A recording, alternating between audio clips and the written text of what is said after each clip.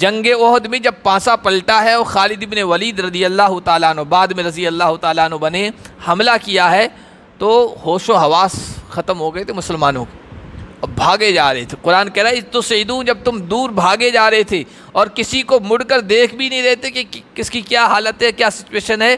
والرسول یدعوکم فی اخراکم، اور پیچھے سے رسول تمہیں بلا رہا تھا۔ آواز شیطان نے لگوا دی تھی، افواہ پھیلا دی تھی کہ رسول اللہ تو شہید ہو گئے، تو کچھ نے تو اپنے ہتھیار ہی چھوڑ دیے کہ اب جی کر کیا کرنا ہے۔ حوصلہ، کسی نے کہا کہ آپ جی کر کیا کرنا ہے، گھس گئے میدان میں، صف میں گھس گئے، شہید ہو گئے۔ کچھ نے حوصلہ ہار کے میدان چھوڑ دیا تھا، اور اللہ کے نبی پیچھے سے پکار رہے تھے، الیہ یا عباد اللہ، الیہ یا عباد اللہ، اللہ کے بندو کہاں بھاگ کے جا رہے ہو، میری طرف آؤ، پلٹ کے آؤ۔ لیکن آواز سنائی نہیں دے رہی تھی۔ اس کے بعد پھر جب حضرت کعب رضی اللہ تعالیٰ عنہ نے غالباً آواز لگائی، اللہ کے بندو یہ افواہ جھوٹی ہے کہ اللہ کے نبی شہید کر دیے گئے ہیں، اللہ کے نبی موجود ہیں، اور واپس پلٹ آؤ۔ پھر صحابہ واپس پلٹے ہیں اور اللہ کے نبی صلی اللہ علیہ وسلم کے ارد گرد جمع ہو گئے ہیں۔ پھر جو دفاع کیا ہے اور دشمنوں کا مقابلہ کیا ہے، تو پھر دوبارہ مشرکوں کو بھاگنے پر مجبور کیا ہے۔ وعصيتم من بعد ما أراكم ما تحبون منكم من يريد الدنيا ومنكم من يريد الآخرة ثم صرفكم عنهم ليبتليكم ولقد عفا عنكم واللہ ذو فضل علی المؤمنین۔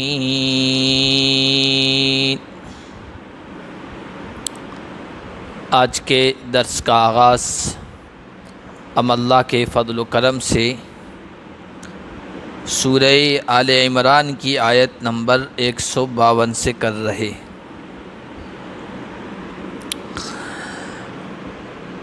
پچھلے درس میں جو آخری آیت گزری تھی، اس میں اللہ تعالیٰ نے یہ بیان فرمایا تھا کہ ہم کافروں کے دلوں میں رعب ڈال دیں گے، اس وجہ سے کہ انہوں نے شرک کیا ہے، اور اللہ تعالیٰ نے اپنا یہ وعدہ پورا کر دکھایا تھا۔ غزوہ احد کا یہ ذکر چل رہا ہے پچھلے 2-3 رکوع سے۔ تو غزوہ احد میں کافروں کی تعداد مسلمانوں کے لشکر کے مقابلے میں کئی گنا تھی۔ 3000 کا لشکر کافروں کا تھا، اور مسلمان مدینے سے جب نکلے تھے تو 1000 تھے، اور 300 منافقوں کے سردار عبداللہ بن ابی کے ساتھ واپس ہی لوٹ گئے تھے، تو 700 رہے۔ ایک طرف 700 کی تعداد اور ایک طرف 3000۔ اللہ نے اپنا وعدہ پورا کر دکھایا کہ ہم دشمنوں کے دل میں، مشرکوں کے دلوں میں رعب ڈال دیں گے۔ غزوہ احد میں شروع میں اللہ تعالیٰ نے مسلمانوں کو فتح عطا فرمائی، واقعی رعب پڑا، اور مسلمانوں نے ان کی صفیں کی صفیں تہس نہس کر دی، کئی بڑے بڑے سرداروں کو قتل کر دیا، اور اتنی دہشت طاری ہوئی کہ وہ لوگ بھاگ کھڑے ہوئے تھے میدان چھوڑ کے۔ ان کی عورتیں جو ساتھ میں آئی تھی ناچتے ہوئے گاتے ہوئے، تو وہ پائچے چڑھا کر تیزی کے ساتھ بھاگنے لگی۔ لیکن جو پہاڑی پر اللہ کے نبی صلی اللہ علیہ وسلم نے 50 صحابہ کو تعینات کیا تھا، انہوں نے اپنے مورچے کو چھوڑ دیا تھا، جس کی وجہ سے جیتا ہوا پالا، جو مسلمانوں نے جنگ کا پالا جیت لیا تھا، وہ الٹا پڑ گیا، اور پھر مسلمانوں کو نقصان پہنچا۔ اللہ نے فرمایا ہے کہ وَلَقَدْ صَدَقَكُمُ اللَّهُ وَعْدَهُ إِذْ تَحُسُّونَهُم بِإِذْنِهِ۔ اللہ نے اپنا یہ وعدہ کہ دشمن کے دل پر ہم آپ کا رعب ڈال دیں گے پورا کیا، فتح عطا فرمائی۔ جب تم ان کو اللہ کے حکم سے کاٹ رہے تھے، تہ کر رہے تھے، حتیٰ اذا فشلتم وتنازعتم فی الامر، یہاں تک کہ جب تم نے کمزوری دکھائی اور معاملے میں جھگڑنے لگے، وَعَصَيْتُم مِّن بَعْدِ مَا أَرَاكُم مَّا تُحِبُّونَ، اور اس کے بعد کہ اللہ نے تمہاری پسندیدہ چیز تمہیں دکھا دی۔ مسلمان فتح چاہتے تھے، غلبہ چاہتے تھے، جیت چاہتے تھے، یہ ان کی پسند کی چیز تھی۔ اللہ نے جنگ کے شروع میں یہ دکھا بھی دی، مشرکوں کے پاؤں اکھڑ چکے تھے، اس کے بعد تم نے نافرمانی کر لی۔ اور نافرمانی یہی تھی کہ وہ جو چھوٹی سی ٹیکری تھی، چھوٹا سا پہاڑ کا تودا تھا، وہاں پر اللہ کے نبی نے 50 تیر اندازوں کو کھڑا کر دیا تھا، اس لیے کہ آپ صلی اللہ علیہ وسلم کو اندازہ تھا کہ جنگ کا جو میدان ہے اور اس کا جو نقشہ ہے، اس حساب سے کہ اگر کہیں سے پیچھے سے حملہ ہو سکتا ہے تو اس پہاڑی کے ذریعے سے آپ نے 50 وہاں لوگوں کو کھڑا کر دیا، اور یہ کہہ دیا تھا حالات چاہے کیسے بھی ہو، ہم جیتیں یا ہاریں، تمہیں یہاں سے نہیں ہٹنا ہے۔ یہ تاکید کے ساتھ کہا تھا، لیکن جب ان مسلمانوں نے دیکھا کہ میدان تو ہم نے جیت لیا ہے، پالا مال لیا ہے، دشمن تو بھاگ کھڑے ہوئے ہیں، تو جو کچھ وہ سامان چھوڑ کے بھاگے تھے تو انہوں نے سوچا کہ اس کو سمیٹنے میں ہم بھی شریک ہو جائیں، اور آپس میں ہی جھگڑ پڑے۔ کچھ کہتے تھے ہمیں اس جگہ سے ہٹنا نہیں چاہیے، اور زیادہ تر یہ کہنے لگے کہ بھائی اللہ کے نبی کے کہنے کا مقصد یہ تھا کہ دیکھو جب حالات ٹھیک نہ ہو تو تم یہاں جمے رہنا، کیونکہ کبھی بھی حالات پلٹ سکتے ہیں۔ اب تو یہ تو دشمن مشرک پاؤں جو ہے سر پہ رکھ کے بھاگ رہے ہیں، اور اب یہ تو واپس پلٹنے نہیں ہیں، اس لیے اب وہ مقصد تو پورا ہو گیا ہے، ہم بھی میدان میں اتریں اور مال جمع کریں، اکٹھا کریں۔ اس طرح آپس میں تنازع ہو گیا، لڑائی مطلب اختلاف رائے ہو گیا، تنازع کہتے ہیں جھگڑنے کو، جھگڑا مطلب رائے کا اختلاف ہو گیا۔ چنانچہ 40 صحابہ نیچے آ گئے، 10 جمے رہے کہ نہیں ہم تو نہیں ہٹیں گے، حضور کا فرمان ہے۔ اللہ نے فرمایا منکم من یرید الدنیا ومنکم من یرید الآخرہ، تم میں سے کچھ دنیا چاہ رہے تھے۔ حالانکہ صحابہ تو دنیا کی محبت ان کے دل سے نکل چکی تھی، لیکن بہرحال یہ دل میں آیا کہ ان کا جو دنیا کا چھوڑا ہوا مال ہے، غنیمت، وہ جمع کر لیں، اکٹھا کرنے میں ہم شریک ہو جائیں۔ اللہ فرما رہے تم دنیا کا مال چاہ رہے تھے، اور کچھ ایسے تھے جو آخرت چاہ رہے تھے، وہی 10 افراد جو جم گئے تھے کہ ہم تو نہیں ہٹیں گے یہاں سے۔ نبی پاک صلی اللہ علیہ وسلم نے کہا دیا تھا کہ حالات کچھ بھی ہو، جیت ہو یا ہار، فتح ہو یا شکست، پالا ہم جیتیں یا دشمن غالب ہم آئیں یا دشمن، تمہیں نہیں ہٹنا ہے۔ تو وہ 10 افراد جمے رہے، یہ آخرت چاہ رہے تھے، یہ دنیا کے جمع کرنے میں بھی اپنا حصہ نہیں ڈالنا چاہتے تھے۔ ثم صرفکم عنہم لیبتلیکم، پھر اللہ نے تمہیں ان سے پھیر دیا اور حالات بدلے۔ وہ جو صحابہ ہٹے تو حضرت خالد ابن ولید، جیسا کہ پہلے بتایا جا چکا ہے، بعد میں اللہ کے نبی صلی اللہ علیہ وسلم نے ان کو سیف اللہ المسلول کا، اللہ کی سونتی ہوئی تلوار، کسی جنگ میں شکست نہیں کھائی اور ہار نہیں ہوئی ان کی، اس وقت تک مسلمان نہیں ہوئے تھے۔ انہوں نے چند گھوڑ سواروں کو لے کر پیچھے سے حملہ کر دیا، اسی جگہ سے جہاں سے حضور نے کہا تھا کہ یہاں سے نہیں ہٹنا ہے، اور حضرت خالد بن ولید نے وہیں سے حملہ کیا، اور ادھر سے پیچھے سے حضرت خالد بن ولید کا حملہ، ادھر جو وہ بھاگ کھڑے ہوئے تھے مشرک، انہوں نے دیکھا کہ اس طرح ہمارے کچھ ساتھیوں نے یہ کر لیا ہے، وہ بھی واپس آ گئے، اور اس طرح مسلمانوں کا لشکر ندغے میں پھنس گیا دونوں طرف سے۔ اور پھر جو نقصان پہنچا ہے وہ ہم پڑھ چکے ہیں کہ 70 بڑے بڑے صحابہ جو ہے وہ شہید ہو گئے تھے۔ سید الشہداء حضرت حمزہ کی شہادت بھی اسی موقع پر ہوئی، یہاں تک کہ اللہ کے نبی صلی اللہ علیہ وسلم بھی زخمی ہوئے، خود کی کڑیاں آپ کے چہرے انور پر لگی، آپ کے ایک کافر نے پتھر مارا، آپ کے دانت شہید ہوئے اسی موقع پر، آپ زخمی ہوئے، خون بہا آپ کے جسم اطہر سے۔ تو یہ حالات اس طرح پلٹے، اللہ نے پھر تم کو ان سے پھیر دیا، اور یہ حالات اللہ اس لیے لے آئے لیبتلیکم، تمہیں آزمائے۔ حالات آتے ہیں جب یہ انسان آزمایا جاتا ہے، نارمل حالات میں انسان کا پتہ نہیں چلتا ہے کون پکا ایمان والا ہے، کون ضعیف الایمان ہے، کمزور ایمان والا ہے، کون سچا اسلام کا علم بردار ہے، اور کون ایسے ہی صرف نام سے صرف نعرے پکارتا ہے اور نعرے لگاتا ہے۔ حالات آتے ہیں آزمائش کے، تب پرکھا جاتا ہے انسان۔ لیکن اللہ نے بڑا عجیب جملہ ارشاد فرمایا صحابہ کے بارے میں، وَلَقَدْ عَفَا عَنْكُمْ، میدان جنگ میں جب پانسا پلٹا ہے تو دو طرح کے لوگ تھے. ایک تو یہی کہ وہ انہوں نے مورچہ چھوڑ دیا، محاذ جو سنبھالے ہوئے تھے وہ چھوڑ دیا، اور یہ اللہ کے نبی کی نافرمانی تھی. اللہ کے نبی نے تو کہا تھا ہٹنا نہیں ہے کچھ بھی ہو جائے. اور کچھ صحابہ ایسے تھے جب خطرناک ماحول بن گیا جنگ کا اور یہ بھی افواہ اڑ گئی، پھیلا دی گئی کہ اللہ کے نبی بھی شہید ہو گئے، تو پھر وہ انہوں نے میدان جنگ ہی چھوڑ دیا تھا، سرپٹ بھاگے ہوئے چلے جا رہے تھے. تو وہ اور بھی زیادہ سنگین معاملہ تھا کہ میدان جہاد کو چھوڑ دینا. آپ حدیثوں میں پڑھتے ہوں گے عصر بعد جو تعلیم ہوتی ہے یا جو بھی یہ منتخب احادیث کی، اس میں یہ احادیث سے نقل کی گئی ہے کہ اللہ کے نبی نے فرمایا 7 بڑے گناہ ہیں خطرناک قسم کے. اس میں سے ایک یہ بتایا کہ التولی یوم الزحف، میدان جنگ سے بھاگنا، کھڑا ہونا اور قدم اکھاڑ دینا، یہ بہت بڑا سنگین گناہ ہے اللہ کی نگاہ میں. شرک کے برابر جو گناہ بتائے گئے ہیں، سب سے پہلے شرک اس میں بتایا گیا ہے، پھر والدین کی نافرمانی ہے، پھر کسی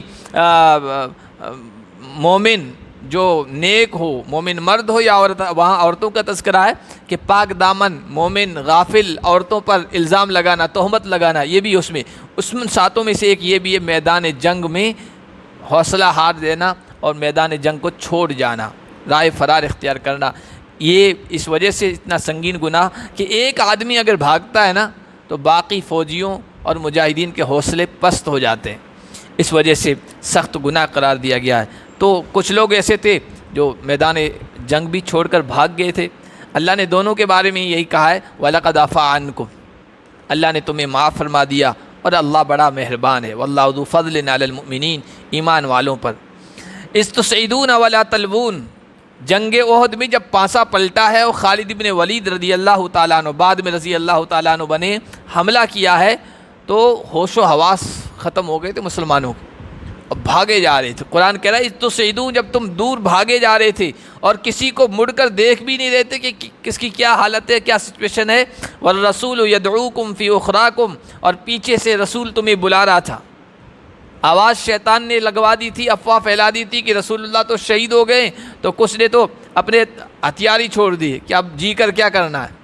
حوصلہ کسی نے کہا کہ اب جی کر کیا کرنا ہے، گھس گئے میدان میں، صف میں گھس گئے، شہید ہو گئے. کچھ نے حوصلہ ہار کے میدان چھوڑ دیا تھا اور اللہ کے نبی پیچھے سے پکار رہے تھے الیہ یا عباد اللہ، الیہ یا عباد اللہ، اللہ کے بندو کہاں بھاگ کے جا رہے ہو، میری طرف آؤ، پلٹ کے آؤ. لیکن آواز سنائی نہیں دے رہی تھی. اس کے بعد پھر جب حضرت کعب رضی اللہ تعالیٰ عنہ نے غالباً آواز لگائی اللہ کے بندو یہ افواہ جھوٹی ہے کہ اللہ کے نبی شہید کر دیے گئے ہیں، اللہ کے نبی موجود ہیں اور واپس پلٹ آؤ. پھر صحابہ واپس پلٹے ہیں اور اللہ کے نبی صلی اللہ علیہ وسلم کے ارد گرد جمع ہو گئے ہیں. پھر جو دفاع کیا ہے اور دشمنوں کا مقابلہ کیا ہے تو پھر دوبارہ مشرکوں کو بھاگنے پر مجبور کیا ہے، لیکن نقصان جو ہونا تھا وہ ہو چکا تھا. تو اللہ نے فرمایا کہ اللہ نے یہ حالات پیدا کیے، اللہ کے حکم کے بغیر تو کوئی پتا بھی نہیں ہلتا ہے.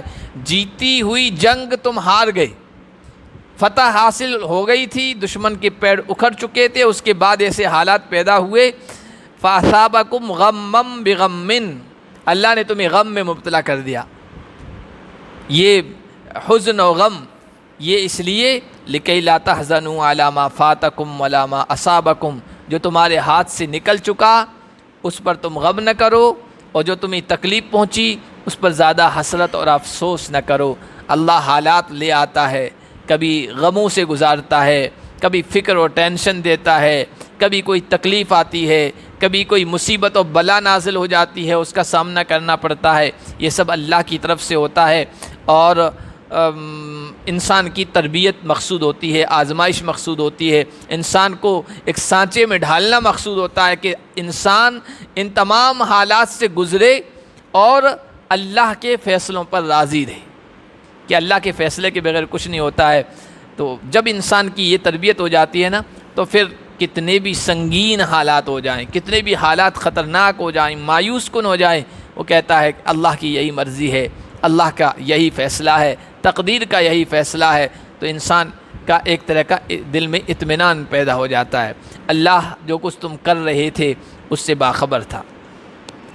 ثم انزل علیکم من بعد الغم امنۃ نعاسا، پھر اللہ تعالیٰ نے اس غم کے بعد، اب آپ دیکھیے غم ہم تو بیان کر رہے ہیں نا، حالات تو اس وقت کے ہمارے سامنے نہیں ہیں، نہ تصورات میں. ذرا آپ سوچئے کہ دشمن سے مقابلہ ہوا، اپنے سے کئی گنا دشمن تھا، پھر بھی ہمیں فتح حاصل ہو گئی. پہلی مرتبہ میں ہم نے پالا اپنے قبضے میں کر لیا، دشمن بھاگ کھڑا ہوا اور فتح مل گئی ہمیں. لیکن پھر ہماری چھوٹی سی چوک کی وجہ سے، غلطی کی وجہ سے پاسا پلٹ گیا. یہیں سے انسان کو ایک غم لاحق ہو جاتا ہے. آپ دیکھیے دنیا کے معمولی سا کھیل ہوتا ہے، کرکٹ میں کھیل ہوتا ہے، کوئی کھلاڑی پچ پہ جمع ہوا ہے اور اس کا کیچ چھوٹ جائے، پھر دیکھیے کتنا غم ہوتا ہے کہ بھائی یہ ٹرننگ پوائنٹ تھا اور یہ سب کچھ ہوا ہے. یہاں تو پورا میدان جیت لیا گیا تھا اور اچانک ذرا سی چوک کی وجہ سے کہ وہ لوگ 50 لوگ جو جمع تھے وہاں کھڑے کیے گئے تھے ہٹ گئے، اور حالات ایسے ہو گئے، حالات بالکل الٹے ہو گئے کہ 70 صحابہ شہید ہوئے پڑے. اللہ کے نبی صلی اللہ علیہ وسلم زخمی ہیں، آپ کے چہرے اقدس سے خون جاری ہے، اور بہت کچھ اور بھی نقصان ہو چکا ہے. فتح حاصل ہو چکی ہے، یعنی جیت بالکل یوں تھا کہ ہمارا منہ میں نوالا تھا وہ چھین لیا گیا. اس طرح کے حالات تھے. اس وقت کتنا غم اور ٹینشن ہوگا صحابہ پر، کس کیفیت سے گزر رہے ہوں گے. اللہ فرما رہے ہیں اس موقع پر تم میں سے ایک گروہ پر ہماری طرف سے اونگ طاری تھی. نیند اللہ تعالیٰ کی بہت بڑی نعمت ہے، اور اونگ اور نیند یہ ٹینشن کو ختم کر دیتی ہے. بعض مرتبہ ایسا کہ کوئی معاملہ پیش آ گیا، کوئی صورتحال پیش آ گئی، انسان ٹینشن میں ہوتا ہے اور تھوڑی سی دیر نیند کا جھونکا آتا ہے اور پھر انسان بیدار ہوتا ہے، بالکل ریلیکس ہو جاتا ہے، ایسا لگتا ہے کہ ٹینشن تھا ہی نہیں اور کوئی پریشانی تھی ہی نہیں. میدان جنگ وہاں پر نیند آ جانا یہ نیک فعل تھا کہ حالات اب آگے پلٹنے والے. صحابہ کے ایک گروہ پر جو وہاں جم گیا تھا میدان میں، اچانک نیند طاری ہوئی. اور صحابہ فرماتے ہیں کہ حضرت ابو طلحہ رضی اللہ تعالیٰ عنہ کے بارے میں آتا ہے کہ کئی مرتبہ ان کے ہاتھوں سے تلوار گر پڑی تھی، پھر انہوں نے اٹھائی، پھر نیند طاری ہو گئی اور پھر گر پڑی. جیسے چھوٹے بچے ہوتے ہیں مدرسے میں پڑھتے ہیں، کتاب پکڑی ہوئے ہاتھ میں قلم پکڑا ہوا ہے اور اونگتے رہتے ہیں تو کتاب گر جاتی ہے، قلم گر جاتا ہے، پھر پکڑتے ہیں کہ استاد نے دیکھ تو نہیں لیا.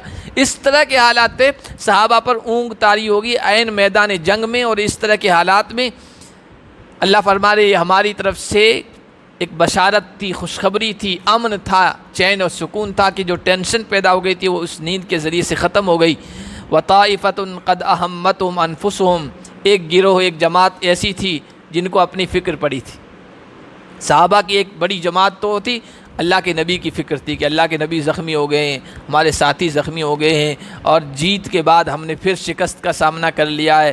اور ایک گروہ ایسا تھا، یہ منافقوں کا تھا، دوغلے قسم کے لوگوں کا تھا، ان کو اپنی فکر پڑ رہی تھی. وہ اللہ کے بارے میں ناحق زمانہ جاہلیت کے گمان اور خیالات اپنے دل میں وسوسے لا رہے تھے.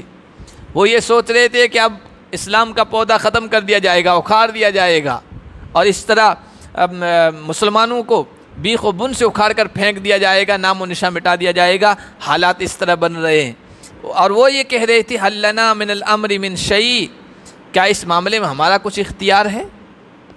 قل ان الامر کلہ للہ، آپ ان سے کہہ دیجئے سارا اختیار اللہ ہی کے ہاتھ میں.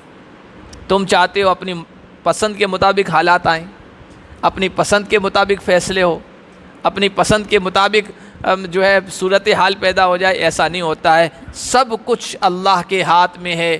اللہ جسے چاہتا ہے جیت عطا کرتا ہے، اللہ جسے چاہتا ہے شکست سے دوچار کرتا ہے، اللہ جسے چاہتا ہے فتح عطا فرماتا ہے، اللہ جسے چاہتا ہے ہار کا سامنا کروا دیتا ہے، اللہ جسے چاہتا ہے خوشیاں عطا کرتا ہے، جسے چاہتا ہے غم سے دوچار کر دیتا ہے، جس سے چاہتا ہے امن چین سکون کا ماحول فراہم کرتا ہے، اور جسے چاہتا ہے مصیبت میں اور آزمائش میں گرفتار کر دیتا ہے.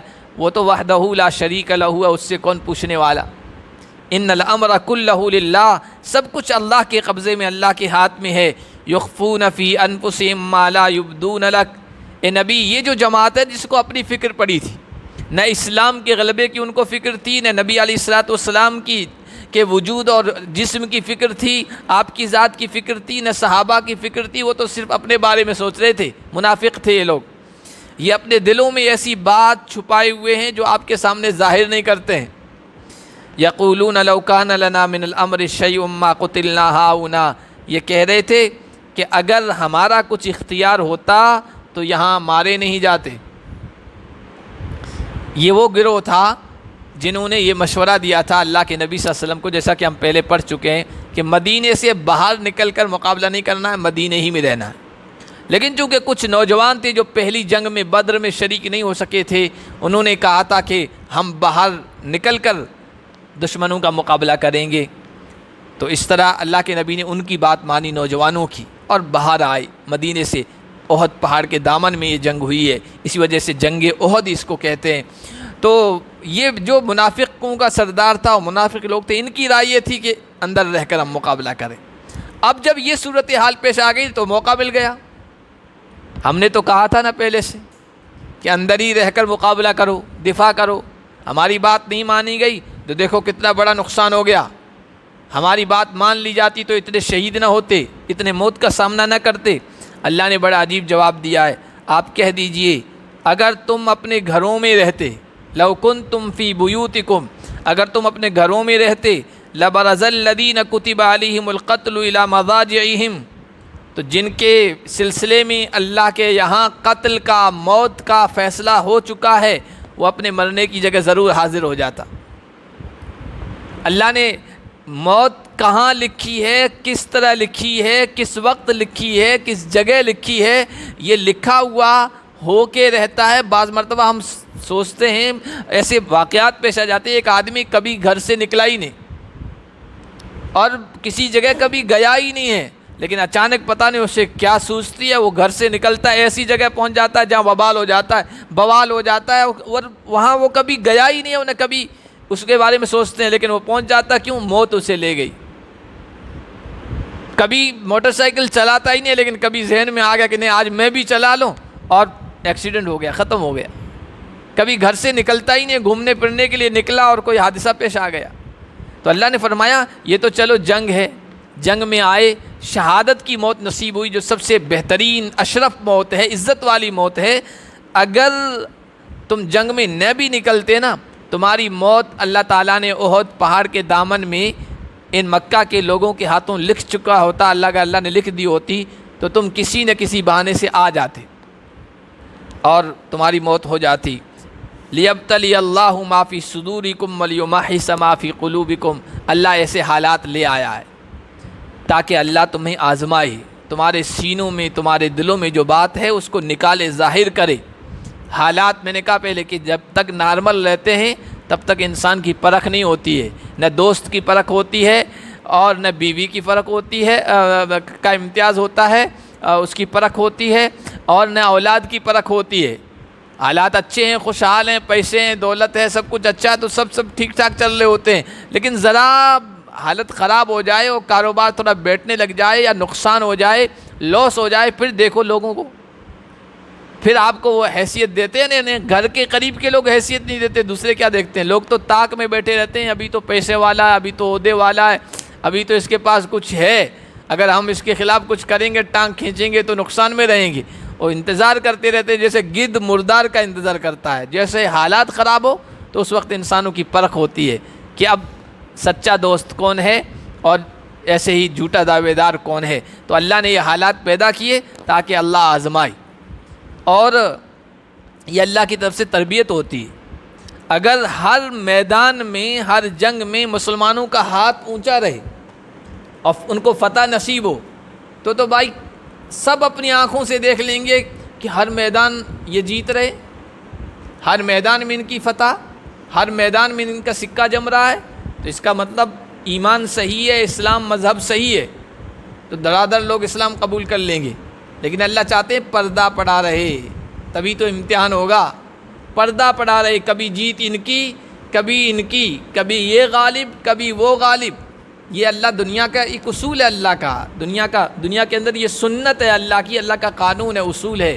اللہ کے نبی صلی اللہ علیہ وسلم جن لوگوں میں موجود ہونا تو یہ چاہیے کہ شکست ہونی ہی نہیں چاہیے تھی کسی جنگ میں، نقصان تو ہونا ہی نہیں چاہیے تھا، اور اگر ایسا ہو جاتا تو پھر لوگ کہتے اب بھائی کفر شرک چھوڑ دو، کیونکہ یہ صحیح ہے، ہم جس بھی میدان میں جاتے ہیں یہ لوگ ہمیں ٹکنے ہی نہیں دیتے۔ تو یہ کوئی یعنی جیت گئے تو ہم حق پر ہیں، میدان مان لیا تو ہم حق پر نہیں، اللہ کی طرف سے آزمائش ہوتی ہے۔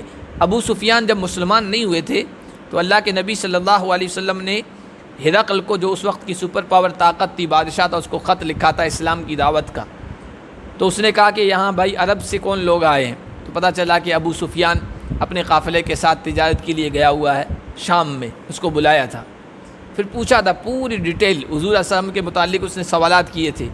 اس میں سے ایک سوال یہ کیا تھا، اچھا یہ بتاؤ تمہارا مقابلہ ہوا ہے ان سے میدان جنگ میں؟ لڑائی ہوئی ہے؟ کہاں لڑائی ہوئی ہے؟ تو کہ کس کی جیت ہوئی ہے؟ تو ابو سفیان نے کہا کبھی ان کی کبھی ہماری۔ بدر انہوں نے جیت لیا تھا، احد میں ہم نے ان کو نقصان پہنچا دیا، اور آگے اس طرح ہوتا رہا ہے۔ تو اس نے عجیب جملہ کہا کہ ہاں نبیوں کے ساتھ اسی طرح ہوتا رہا ہے، کبھی پالا ان کے دشمن مار لیتے ہیں، کبھی نبی جیت جاتے ہیں، ان کو فتح حاصل ہو جاتی ہے، لیکن آخری رزلٹ، آخری انجام وہ نبیوں کے حق میں ہوتا ہے۔ تو یہ اللہ کی طرف سے آزمائش ہوتی ہے، اہل ایمان کے لیے بھی اور کفر کے لیے بھی۔ اب آپ دیکھیں جتنے بھی مسلمان ہیں، اگر وہ کاروبار شروع کرتے ہیں اور ہر کاروبار میں ان کو فائدہ ہی فائدہ، وہ جس چیز پہ ہاتھ لگا لیں مٹی بھی سونا بن جائے، اگر اس طرح دنیا میں حالات ہونا تو کوئی کافر و مشرک رہے گا کہ نہیں آ رہی، یہ فائدہ ہی فائدہ ہو رہا ہے ان کو، یہ ٹھیک ہے، اسی کو قبول کر لو۔ لیکن اللہ ایسا کرتے نہیں، دنیا کے اصول کے تحت اللہ نے دنیا کو امتحان بنایا، آزمائش بنایا ہے۔ ایمان والوں کی بھی آزمائش ہو رہی ہے کہ وہ ایمان میں کتنا پختہ ہیں، اللہ کے فیصلوں پر کتنے راضی رہتے ہیں، اور اہل کفر اور اہل شرک کی بھی آزمائش ہو رہی ہے۔ اللہ تمہارے سینوں کے اندر جو کچھ ہے اس کو جاننے والا تھا۔ ان الذین تولوا منکم یوم التقى الجمعان، بے شک تم میں سے جو لوگ، جب دونوں لشکر آپس میں ملے، مڈ بھیڑ ہوئی، اور تم میں سے جو لوگ بھاگ کھڑے ہوئے، پیٹھ دکھائی۔ ادھر آیا تھا کہ جو مال جمع کرنے میں لگ گئے تھے، مورچہ چھوڑ دیا تھا، اب یہاں ہے کہ میدان جنگ چھوڑ کے بھاگ گئے تھے۔ دونوں کے بارے میں اللہ تعالیٰ نے فرمایا کہ انما استزلهم الشیطان ببعض ما کسبوا، اللہ تعالیٰ کی طرف سے یہ آزمائش تھی ان کے لیے کہ شیطان نے ان کو پھسلا دیا، بہکا دیا، اور وہ میدان جہاد چھوڑ کے بھاگ گئے۔ یہ بہت بڑا جرم تھا، گناہ تھا، لیکن اللہ اعلان فرما رہے ہیں وَلَقَدْ عَفَا اللَّهُ عَنْهُمْ، اللہ نے ان کو بھی معاف کر دیا۔ وہاں بھی یہی وَلَقَدْ عَفَا عَنْكُمْ تھا، یہاں بھی وَلَقَدْ عَفَا اللَّهُ عَنْهُمْ، اللہ نے معاف کر دیا ہے، مال جمع کرنے والوں کو بھی، میدان جہاد چھوڑ جانے والوں کو بھی۔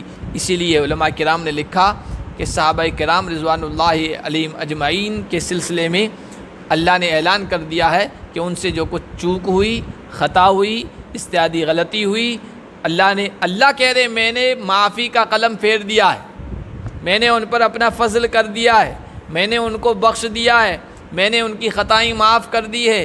جب اللہ معاف کر رہا ہے تو ہم کون ہوتے ہیں ان کے سلسلے میں بولنے والے؟